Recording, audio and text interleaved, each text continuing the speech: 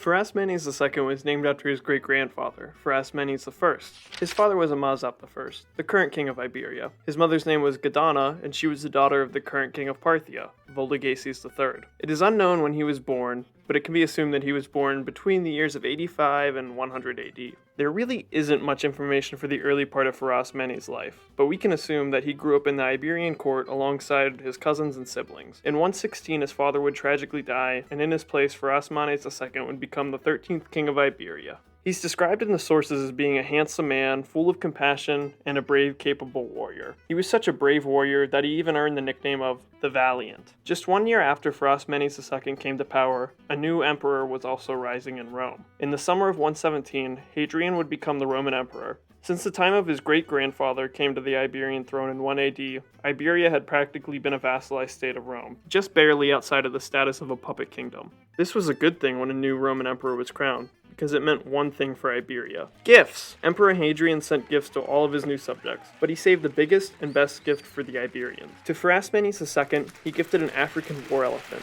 that was accompanied by 50 men.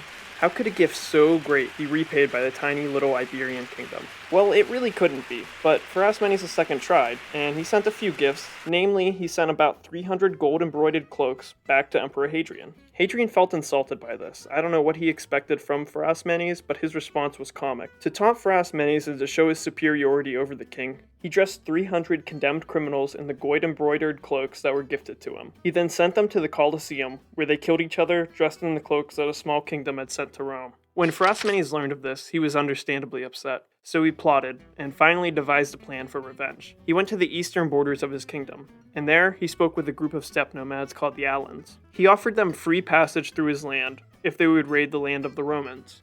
The Alans agreed, and proceeded through Iberia, attacking the Roman land to the west of Iberia. After this sequence of back-and-forth gifts that got progressively more worse and more deadly, Pharasmanes was left with a barely intact alliance with Rome. Still, he tested the most powerful empire on earth and walked away to tell a tale. King Pharasmanes II was obviously trying to separate Iberia from Rome in an effort to move it closer to Parthia. After all, his wife was a Parthian princess. Through wanting to move closer to Parthia, he started to employ an increasing amount of Parthians at the Iberian royal court. One of these Parthians that he employed was a world-renowned chef. Moving away from Rome and closer to Parthia would prove to be a terrible decision, though. This was proven after Pharasmanes II ate a delicious meal from this Parthian chef. The chef used a delicious and zesty seasoning named poison, and King Pharasmanes II died shortly after he was done with dinner in 132 AD, leaving his son Gadam to become king of Iberia. King Pharasmanes II was an okay king. It is unfortunate that we don't have more information on his life.